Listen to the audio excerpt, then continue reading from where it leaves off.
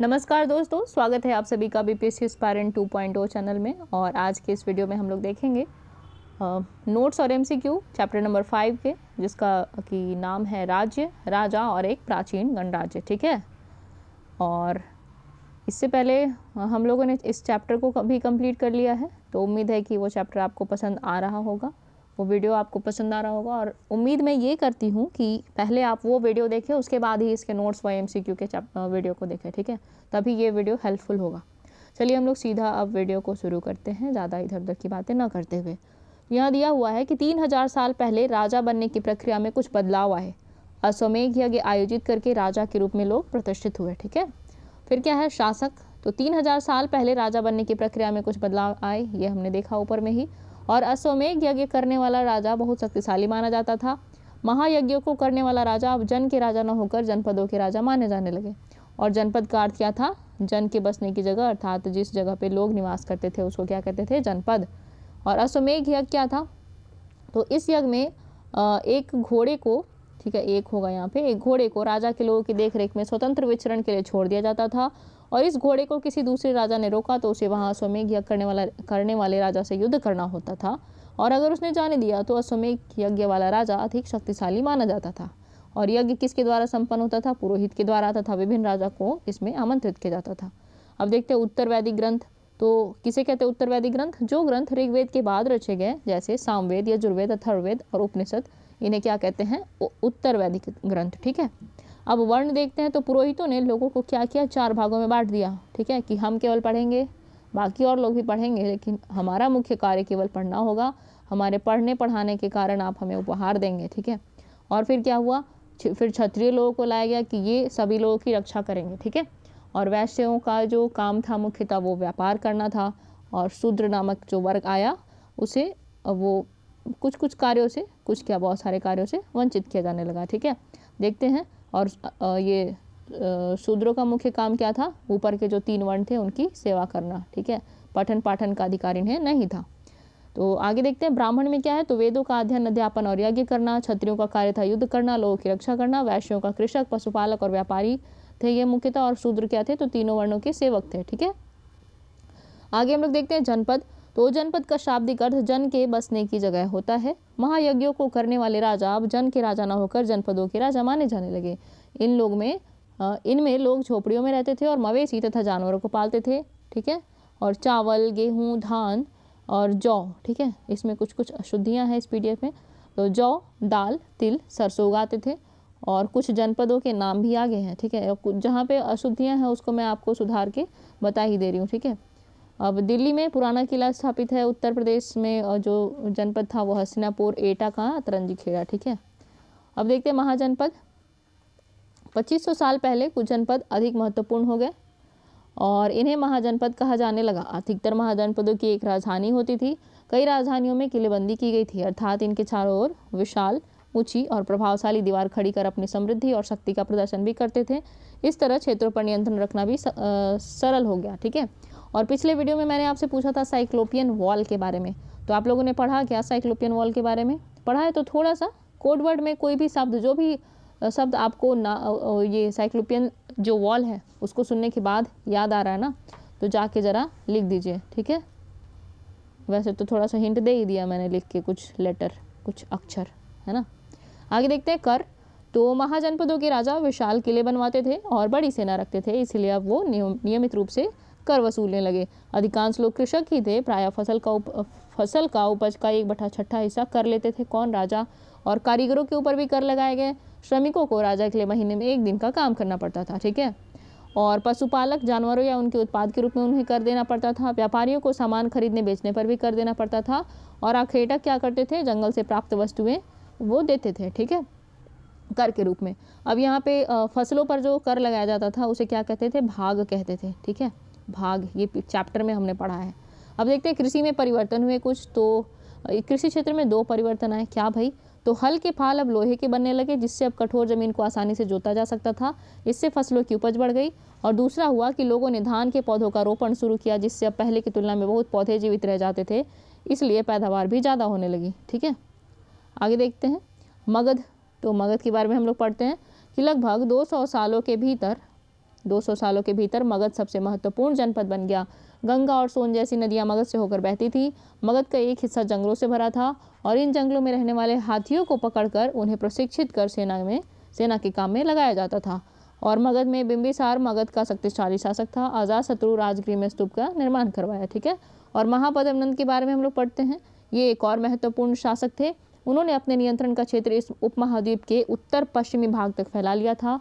बिहार में राजगीर, आधुनिक राजगीर, कई सालों तक मगध की राजधानी बनी रही और बाद में पाटलिपुत्र, जो आज का पटना है, उसे राजधानी बनाया गया। ठीक है।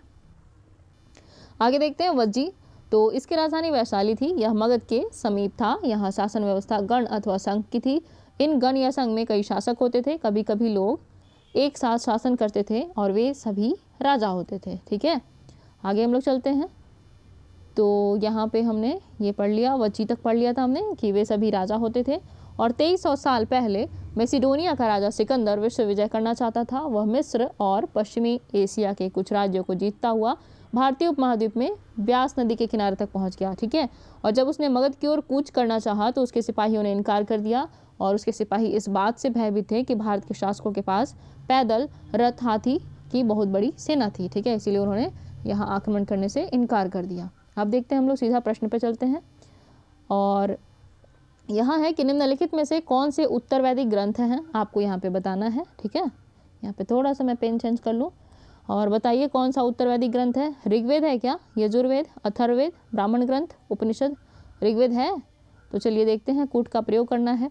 ऑप्शन है 1, 2, 1, 2, 3, 4 और 5। तो आंसर हो जाएगा डी, केवल 2, 3, 4 और 5। ठीक है। यहाँ पे आंसर पहले से लगाया हुआ है तो इसीलिए मैंने उसे छुपा दिया था, कूट नहीं बताया था मैंने। अब आपको यहाँ पे बताना है कथन है। दूसरा प्रश्न है, इसमें कथन और कारण दिया हुआ है कि वैदिक काल में प्रायः महिलाओं को शूद्रों के समान माना गया था। और कारण है वैदिक काल में सामान्यतः महिलाओं तथा शूद्रों को वेदों के अध्ययन का अधिकार नहीं था। तो ये दोनों सही हैं क्या? तो ए और आर दोनों सही हैं, लेकिन सही स्पष्टीकरण नहीं है। ठीक है। महिलाओं को भी शूद्रों के समान माना गया था, है ना, पढ़ा है हमने अभी चैप्टर में ही। और उन्हें वेदों के अध्ययन का अधिकार नहीं था, ये स्पष्ट होना चाहिए आपको। ठीक है। आगे प्रश्न संख्या 3 है कि वैदिक काल के संदर्भ में निम्नलिखित कथनों पर विचार कीजिए। और कथन है पहला कि क्षत्रिय और वैश्य दोनों को ही यज्ञ करने का अधिकार प्राप्त था। दूसरा है शूद्रों को अछूत माना जाता था। और तीसरा है कि सभी वर्णों का निर्धारण जन्म के आधार पर होता था। तो ये भी सही है। पहला सही है अथवा नहीं, ये आप लोग जरा सोचिए। तो देखते हैं, आंसर हो जाएगा केवल 1 और 3। इसका क्या कह रहा है, कौन सा कथन सही है? तो यहाँ पे दूसरा इसलिए सही नहीं है कि सभी शूद्रों को अछूत नहीं माना जाता था। ठीक है। सभी शूद्र अछूत में शामिल नहीं थे, कुछ वर्ग ऐसे थे जिन्हें मात्र अछूत माना जाता था। यहाँ पे इसका हो जाएगा, पहला तो सही है ही, दूसरा गलत है। शूद्रों को अछूत माना जाता था, ये कथन गलत है। सभी शूद्रों को अछूत नहीं माना जाता था। शूद्रों में भी कुछ वर्ग था जिसमें कुछ लोगों को अछूत माना जाता था। ठीक है। अब आगे हम लोग चलते हैं प्रश्न संख्या 4 पे कि वैदिक काल के संदर्भ में निम्न कथनों पर विचार कीजिए कि ब्राह्मणों द्वारा बनाई गई वर्ण व्यवस्था सभी के द्वारा पूर्णतः स्वीकार नहीं की गई। और दूसरा है उपमहाद्वीप के पूर्वोत्तर क्षेत्रों में पुरोहितों का प्रभाव बहुत सीमित था। तो कौन सा कथन सही है? इसका आंसर हो जाएगा सी, 1 और 2 दोनों। ठीक है। क्या है यहाँ पे कि ब्राह्मणों द्वारा बनाई गई वर्ण व्यवस्था सभी के द्वारा पूर्णतः स्वीकार नहीं की गई थी। ठीक है। चैप्टर पढ़ेंगे, वहाँ पे आपको ये मिल जाएगा। 5वां प्रश्न हम लोग देखते हैं कि पुरातत्वविदों ने जनपद नामक इकाइयों की कई बस्तियों की खुदाई की है। ये जनपद, ये बस्ती या बस्तियां निम्नलिखित में से किस या किन स्थानों पर स्थित हैं? तो पुराना किला दिल्ली, हस्तिनापुर मेरठ, अतरंजी खिड़ाएटा।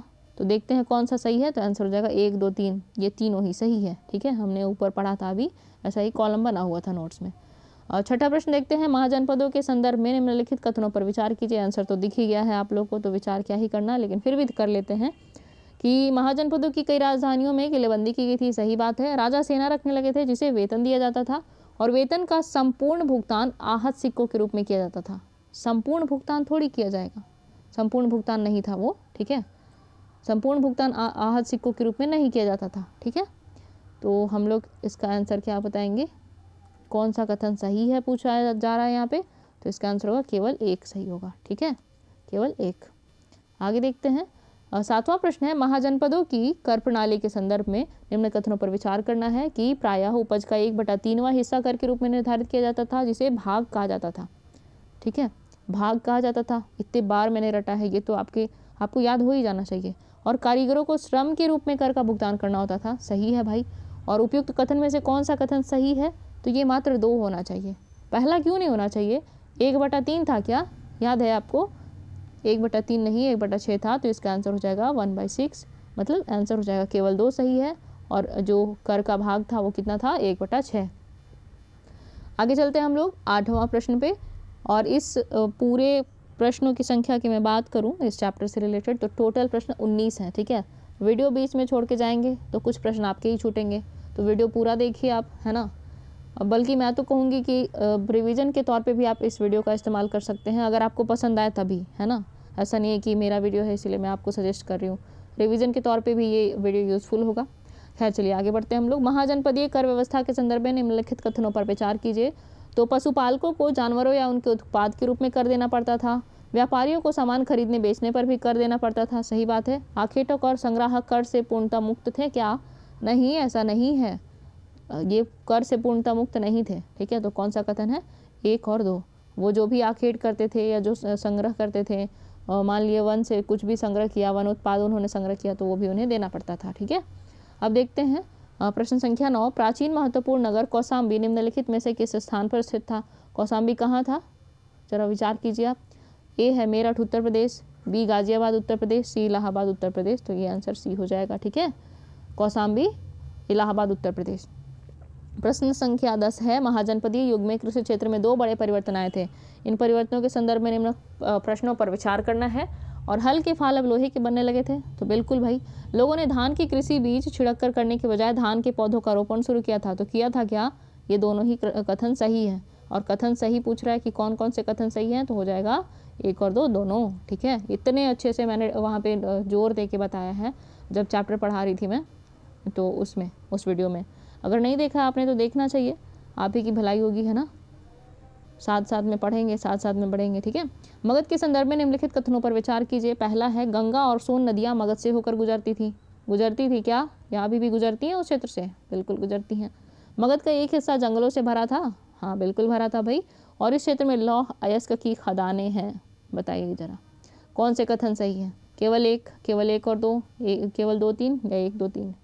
ये तीनों सही है। ठीक है, लौह अयस्क की खदानें हैं, तभी तो लोहे का प्रचलन था ना, या फिर लोहे का उपयोग बढ़ा। 12वां देखते हैं, निम्नलिखित में से कौन मगध का शासक नहीं रहा था? तो ए है बिंबिसार, ये तो थे ही। बिंबिसार किस वंश के थे बताइएगा जरा। बिंबिसार किस वंश के थे और बिंदुसार किस वंश के थे? ठीक है, अभी वीडियो पॉज करके आपको बताना है कमेंट सेक्शन में। गलती अगर हो रही है तो चिंता का विषय है। ठीक है, बिंबिसार किस वंश के थे और बिंदुसार किस वंश के थे? ज़रा दोनों का स्पष्ट रूप से आप विभाजन करके कमेंट सेक्शन में लिख दीजिए जरा, है ना। और निम्नलिखित में कौन मगध का शासक नहीं रहा था? तो ये हो जाएंगे प्रसेनजित। कहाँ के थे बताइए? अजातशत्रु भी थे, महापद्म नंद भी, ये सब ही मगध के शासक थे। ठीक है, आगे हम लोग चलते हैं 13वां प्रश्न कि निम्नलिखित में से कौन से नगर या कौन से नगर मगध की राजधानी कभी नहीं रहा या रहे हैं? तो राजगीर रहा है क्या? ये रहा है। पाटलिपुत्र, ये भी। श्रावस्ती रहा है, याद आ रहा है आपको? चलिए आगे देखते हैं। तो सही उत्तर का चयन करना है। केवल 1 नहीं भाई, ऐसा नहीं होगा। केवल 1 2 ये भी नहीं, केवल 3, यानी श्रावस्ती कभी नहीं रहा मगध की राजधानी। ठीक है, प्रश्न संख्या 14 पे चलते हैं। अभी 14वें प्रश्न पे है, टोटल 19 हैं प्रश्न। ठीक है, सारा कवर करना है प्रश्नों को। आगे देखते हैं, सिकंदर द्वारा अपने विश्व विजय अभियान के दौरान भारतीय उपमहाद्वीप में मगध की ओर कूच करने के संदर्भ में निम्नलिखित कथनों पर विचार कीजिए। कि सिकंदर की सेना ने आगे बढ़ने से इनकार कर दिया। सही बात है भाई। और सिकंदर की सेना भारत के शासकों के पैदल, रथ और हाथियों की बड़ी बड़ी सेनाओं से भयभीत थी। तो ये बच्चों जैसे सवाल हैं, दोनों ही सही हैं भाई, है ना, गलत नहीं होना चाहिए, दोनों सही है। 15वां प्रश्न पे चलते हैं, इसका तो आंसर दिखी गया। मगध के निकट ही वज्जी राज्य था। वज्जी की राजधानी कहाँ थी? तो ये वैशाली थी। ठीक है, और कौसाम्बी अभी वर्तमान में किस क्षेत्र में है? कौन से क्षेत्र में पड़ता है ये? अभी ऊपर में प्रश्न भी आया था, अगर भूल गया तो गलत बात है।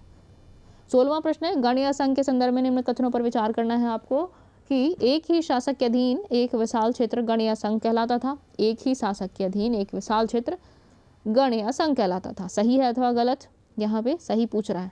बुद्ध तथा महावीर दोनों ही गण या संघ से संबंधित थे। दूसरा कथन सही है, पहला गलत है। ठीक है, क्यों गलत है? क्योंकि एक ही शासक नहीं होते थे, वहाँ पे कई शासक होते थे। संघ में ढेर सारे शासक मिलते थे और फिर वो एक साथ शासन करते थे। वाद विवाद, विचार विमर्श, बहस सब कुछ करते थे, लेकिन एक साथ शासन करते थे कई राजा। ठीक है, तो आंसर हो जाएगा केवल 2 सही है। प्रश्न संख्या 17 पे चलते हैं। आंसर आपको दिख गया, लेकिन कोई बात नहीं। गणों या संघों पर निम्नलिखित में से किस शासक ने विजय प्राप्त की थी? तो गुप्त वंश के शासकों ने विजय प्राप्त की थी गणों या संघों पर। और दूसरा अंतिम प्रश्न है कि दिघ निकाय निम्नलिखित में से क्या है? तो ये एक बौद्ध ग्रंथ है। कितने वर्ष पूर्व लिखा गया था दिघ निकाय? बताइए, मैंने जोर देके बताया है चैप्टर के समय, कितने वर्ष पूर्व लिखा गया था। ठीक है, तो अब 19वां प्रश्न है और अंतिम प्रश्न है कि अजातशत्रु वज्जी संघ पर आक्रमण करना चाहता था। उसने उस विषय पर सलाह के लिए अपने एक मंत्री को बुद्ध के पास भेजा था। अजातशत्रु के उस मंत्री का नाम निम्न में से क्या था? बहुत अच्छे से मैंने उस जो इंसिडेंट का जिक्र था ना, उसको बहुत अच्छे से पढ़ाया था। अगर याद है तो बहुत अच्छी बात है। ऑप्शन तो देख ही लीजिए आप। सुनिध नहीं था, चेटक नहीं था, है ना, वसक्कार था, वसक्कार। अजातशत्रु का मंत्री वसक्कार। तो ये था आज का चैप्टर नंबर 5 का नोट्स। ठीक है, नोट्स प्लस MCQ से रिलेटेड वीडियो। उम्मीद है कि आपको ये सीरीज़ पसंद आ रही होगी, पढ़ने में मज़ा आ रहा होगा। जब आप पढ़ने में इंटरेस्ट लेने लगते हैं, पढ़ने में आपको आनंद की अनुभूति होने लगती है, तभी आप वास्तविक स्टूडेंट, वास्तविक विद्यार्थी बनते हैं। ठीक है, सफलता असफलता अपने जगह पे, और एक विद्यार्थी के लिए उसकी पढ़ाई में उसका रस, उसका आनंद की अनुभूति होना आवश्यक है। ठीक है, यहाँ पे मैंने अनुभूति की जगह अनुपस्थिति लिख दिया। चलिए कोई बात नहीं, और उम्मीद है कि आपको ये सीरीज़ अच्छा लग रहा होगा। और फिलहाल आज के इस वीडियो में इतना ही। मिलती हूँ आप सभी से अगले वीडियो में। तब तक के लिए पढ़ते रहें, पढ़ाते रहें और स्वस्थ रहें। धन्यवाद।